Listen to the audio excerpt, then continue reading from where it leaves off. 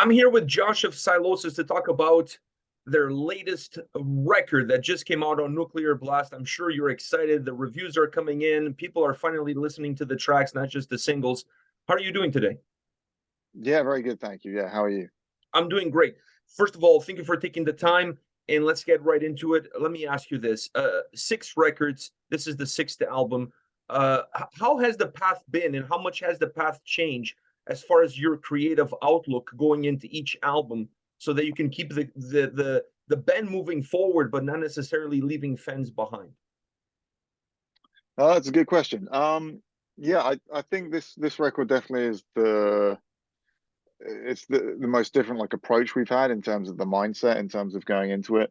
Um, we we were really like hard on ourselves and really wanted to try and like create like a classic metal record, like something that's just going to stand the test of time, and like every song could be viewed as a single, in metal terms, like single, not like radio rock or whatever.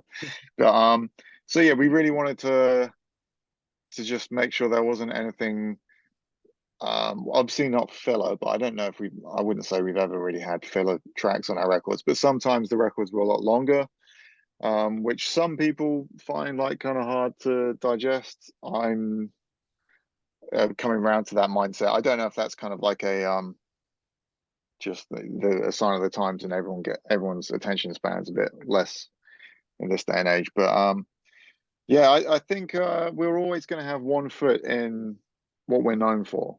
I don't think we're ever going to just like leave that and just keep moving away from it, because it's what I love. It's like my favorite music that I grew up listening to is metal. Um, and I think some people might see this as a departure in some ways, like in terms of us trying new things. For me, it's actually the closest we've been to when the band started, which is the first 4 years, no one ever heard that stuff. We're a band, we started like 2001, and we didn't release anything till like 2005, 2006. But in those early years, this is like the closest we would have sounded if we were good enough back then. Because like all those influences, when we started out, we just wanted to be the heaviest, ugliest band. We wanted to be like super intense, and we loved stuff like the Great Southern Trendkill and Far Beyond Driven, and stuff that was a bit more primal sounding, and like grooves and that sort of thing. And we were huge fans of like Slipknot, Iowa, and stuff like that. It was, the tail end of the new metal era. Um, so yeah, just trying to reconnect with our roots of just when you're a kid and you're just discovering all this heavy music, and it's just like so exciting. Like physically you feel like energized by it. And I feel like the as the band went on, super proud of everything we've done, but I feel like we kind of, as we got better at our instruments and writing songs, we kind of neglected that initial like just fun or like intensity of our music. Uh, that's a perfect segue for the question that I have next. But before I even ask the question, let me just say, you guys are probably the only band that will get me out of retirement into the mosh pit. I've said that before, and I'll say that again. If you guys ever come to Toronto, you'll see me shirtless in the pit. I promise that. I will be there, Okay. especially with this record. It's impossible not to move. It's impossible not to get going. This record is outstanding. Now, when I was Thank listening to you. the album, the first thing I noticed is that is a not only is a guitar-centric record, that's not necessarily new, but it's a heavy hitting record from the beginning all the way to the end. And it feels very straightforward. It's easy to digest, it's easy to process, it's easy to get into. And what I found that you guys worked really well is that you still brought some things from the more technical side of the band by having some cool intros into songs, and even the guitar solos taking a little bit more away from that simplicity and adding a little bit more technicality. Was this the way that you found a perfect balance in order to create that heaviness, but also still keep some of those older, more technical elements in there as well? I think that was something we considered. Like, um, we are known for having kind of technical stuff, and especially like guitar solos. And it's something that I don't think we want to like leave behind necessarily. It got to a point before the band went on hiatus, where I felt like it was just too like just standing on one spot, trying not to fuck up, and just playing all the riffs and just as tightly as possible. And it got to a point where playing all that stuff live just wasn't like as fun. There was like no moment to just bang your head and like get primal with it. So but yeah, we don't want to leave that technical stuff behind by no means. Like I think we're always going to have like intricate riffs and solos and lead parts.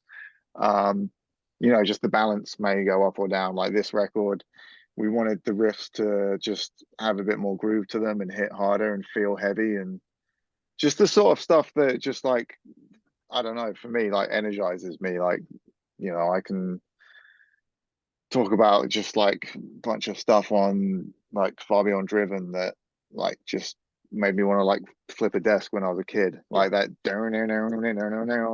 like all that kind of stuff that's just straightforward. So there's a lot more of that kind of like, or even like we're thinking in terms of the Black Album, just even though my favorite Metallica stuff's like Injustice for All and Master of Puppets, the like big anthemic kind of stompiness of the Black Album, and it being like quite a cohesive, like every song could be a single, that mindset was an influence as well. But yeah, we're always going to have the technical side of what we do, and yeah, finding a balance where like yeah, we can go into bursts of the technical stuff, but it's a bit more fun and energetic to play live now with this stuff. Is there a subliminal message, or maybe not so subliminal message, with the title of this album? Uh no, not really. I mean, I at first I wanted to call the record Deadwood, which is obviously the first track. And I got voted down on that by the rest of the band and management and stuff. So yeah, the title track, A Sign of Things to Come, was well, that song's kind of about just like the anxiety of like what the future holds, and just like overthinking or over worrying about what's happening, especially like when the record was written like to society or the planet, like the environment, all that kind of stuff. But as well as that, I think it kind of does help sum up that this is like a new era for the band. Definitely wasn't a conscious decision when I came up for the name of the song, because I had no idea it was going to be the title track. But yeah, I in many ways the record does feel like a debut, or like a clean slate to just like, let's go from here. Like we've sort of honed in on what we do best, I think, with this one, and we feel a bit rejuvenated, new logo, all that kind of stuff. So it's yeah, and the fact that this is my full-time priority now, so you'll be seeing a lot more of us. That's great news for all of us that follow the band, and you guys have a huge cult following, at least here in North America. Like, I mean, really, like, there's a massive fan base for Sylosis here. I see T-shirts. People talk about every time you guys release a single, something happens with the band. Everybody's chit-chatting about it. Everybody's like super excited. It's like Christmas Day Yeah, in the time. it's crazy. I'm so grateful we have such like a, like you said, like it feels like a cult following, and like the fans that really like the band like really get behind us, which like is incredible to see, especially considering like we've not been as busy over the last like 6 years. Um, so yeah, that's always like super cool to hear that, and hopefully with this record we'll be taking the next step up career wise, and also yeah, get over back to Canada. I remember the first we've only done one tour in Canada. We were on tour with Trivium and Devil Driver in the States. We'd done like 2 weeks, and then we got to Canada, and the shows there were like, whoa, like people like really know us in Canada. Like there were a lot of fans. And then a few days in, we had a bus crash and we had to go home. Well, So no good deed goes unpunished. I guess it's yeah. it's always the case. I've mentioned a little bit about the intros, but I want to mention a song, "Absent," because I thought the placement of that track and the track listing of the album was pure genius, because it kind of creates a break in the flow of the record. It creates a break in the density that the album has. Was that your mindset when you start working on that song, that that was the perfect place for it? No, not when we started writing the song. The track listing was the last thing to kind of piece together. Um, so it wasn't deliberate, but we were quite brutal with like trying to on ourselves to try and trim the record down to make 10 tracks, which is super hard. Because we're known for having long albums, and we went in the studio and recorded 15 or 16 songs.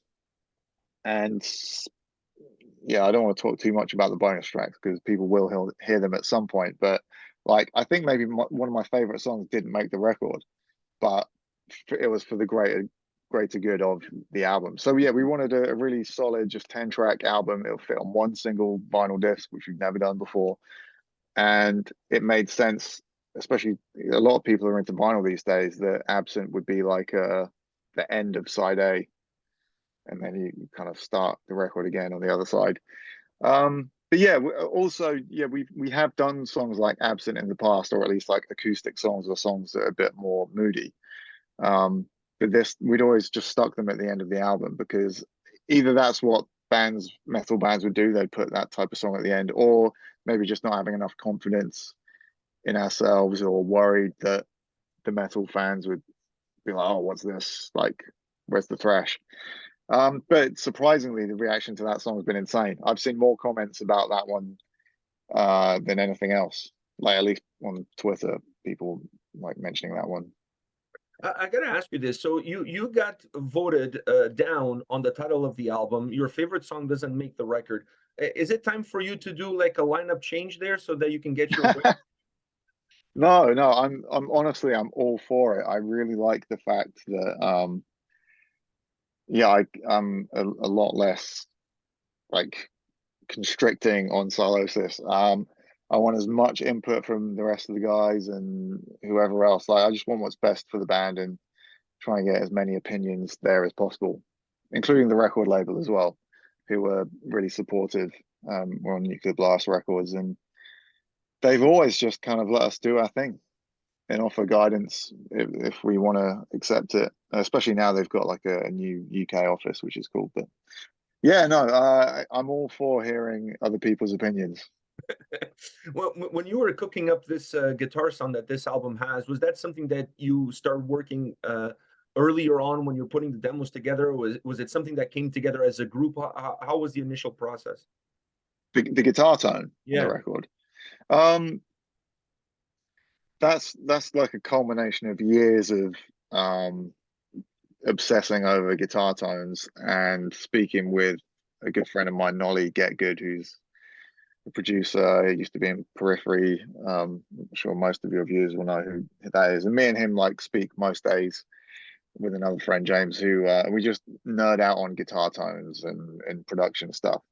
So yeah, that's just been years in the making. Like both of us are really into like Andy Sneap, the producer and mix engineer, and all the records he did. Particularly, some of my favorite tones were in that like early mid 2000s era.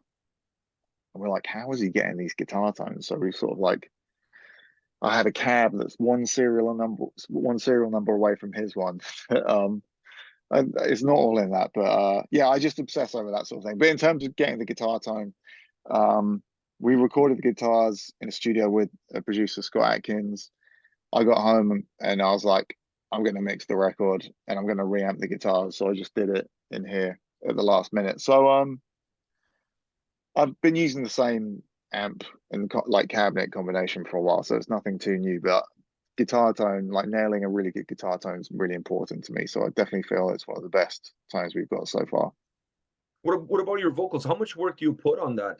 Because I thought it matched the raw intensity of the sound on this album perfectly. Yeah, that the vocals has been a huge focus for this one in a way that it's never really been a focus in the past. Like the first record I did vocals on, Edge of the Earth, I definitely, spent a lot of time writing the lyrics and wanted to come up with cool hooks or choruses. But at the end of the day, I think there was some part of me that was like, it's metal. As long as the riffs are sick, just scream over it and it'll be cool. And I definitely have always paid attention to vocals and not just rushed it. And I don't think my lyrics have been um I don't know, like stereotypical or anything. But I've never pushed the vocals as much as this record. Like I really wanted the vocals to be like at the forefront. loud in the mix as well. And just to have like, just I've got a new confidence as a front man and vocally. And I did a lot of work on my voice generally just by myself. Um, and I had a few lessons with a guy called David Benitez, Extreme Vocal Institute, just to help me figure some stuff out vocally. Because as a guitarist, I'm pretty competent. I know what I'm doing, and I feel confident these days as a vocalist. But you can't see your instrument, so Mhm. like knowing if your technique is correct or not when everyone's voice sounds different, and I can't see what's going on internally. So I had a few lessons as well to help, but only with the screaming stuff. A lot of people have commented on my singing voice, and that's just something that's come with time. I think that I've worked on separately to that. You mentioned a lot of bands that influence you on this record. You mentioned Pantera, you mentioned Metallica. Is there any new band or up and coming band that perhaps known to you, but maybe not as known to others, that you see as maybe not as an influence, but as a group of cats that are doing it right? I was talking about this the other day, like with the guys in Bleed from Within, because our drummer is their drummer as well, and the where I see Sylosis is kind of filling that to me like a kind of hole in the metal genre where there's like you know you know Machine Head, Lamb of God, Pantera, that kind of like center lane metal. And obviously like those bands are still going, but I mean in terms of newer bands, there's not much like coming out like that. But there is Sylosis, Bleed from Within, Malevolence, and it's all like UK bands, Okay. and we're all friends with each other. So like we definitely feel a kinship with them. Also shout out to Fit for an Autopsy, like really love that band as well. I've been hung out with those guys quite recently. So yeah, there's I mean also I'm a huge fan of death metal. So the underground stuff that's coming out at the moment, death metal wise, is awesome. Like I love Undeath, Blood Incantation are very forward thinking. Look forward to see what they do. So I'm always like eyes to the underground because that's what I grew up on. Like I love extreme music. But yeah, in terms of what I would call metal, there's not a lot out there coming out, which is kind of odd. But yeah. Considering Canada is still part of the Commonwealth, maybe you guys should do a British invasion with Malevolence, Bleed from Within, Sylosis. I think that would be Yeah. I actually said that to the guys in Bleed from Within the other day. I call it the new wave of British heavy metal part two. yeah, Yeah. I like that. I think it's a great marketing point. I think it would be great. It would be great. You mentioned your lyrics. I thought the lyrics on this record had so many like one-liners and one zingers here and there that when you listen to, you not only head banging to the music, but then you hear the lyrics and you're like, oh, that hits hard. Like that, oh, that's good. Like I thought that really fit well with the overall sound that you created for the album. Something that I hadn't seen as much of before. Yeah, I think I wanted to try and be a bit too, not too clever, but maybe didn't have the confidence to just be a bit more direct and always kind of dress everything up in metaphors, and maybe the lyrics might not necessarily make sense or be as obvious as what I'm singing about. Whereas this record, I just wanted to make sure everything just connects with people. So that was a deliberate thing, yeah. One last question for you. Did you have to change the chip inside of you when it comes from going from playing with architects, moving into Sylosis, or some of the programming is still floating around in some old folder, hidden up in some hard drive? um, I don't think so because I have been consistently writing Sylosis material this whole time. Every now and then, I'm like someone might say, "Oh, you can hear some Architects influence," but I wouldn't say it sounds like anything Architects did before I joined. And because I was writing the last three Architects records, what you're hearing is, if anything sounds similar to that, it's because I wrote that, and it come from me. Not all, I didn't write all the music, but obviously all the guitar riffs and stuff. So if I just have a way that I write riffs, so if it sounds similar, it's not me like ripping off myself. But yeah, I don't know. I think it's just kind of we Sylosis have just done a record where we've, like I said, really wanted to focus like the songs. I feel like part of the reason that the band went on a hiatus was because I felt like I'd boxed us in. We were only allowed to be in standard tuning. There was no yeah, like nothing that remotely resembled a breakdown, even if it was like a Pantera-esque breakdown. And now we're just a bit more older and wiser and free to just like forget that kind of stuff and just like, right, let's just do what we want. So yeah, I don't think there's anything directly from architects or the mindset of architects. I think it just happens to have just come at this time, and I can see why people might think that. But admittedly, I just want to just bang my head all the time because I love heavy music. So it's just I just wanted to play some stuff that was just a bit more aggressive and primal in Sylosis, and not quite as like, oh, I've just got to just stand in this one spot and just hope that I don't fuck up all these guitar riffs. But Well, there's still technical stuff. We'll always have it. from a fan standpoint, your move is greatly appreciated because we need Sylosis on a more regular basis. We need that primal sound that it's lacking outside of those classic bands that you mentioned. There's not a lot of bands right now putting records out the way you guys just released this one. So on behalf of the fans that feel like me, I'll say thank you right now, and I hope to see that British invasion, that new wave of British heavy metal Yeah, part two is hitting Canada anytime soon. let's see. Yeah, I hope so. Thank you Take very care, man. much. All the You best. too.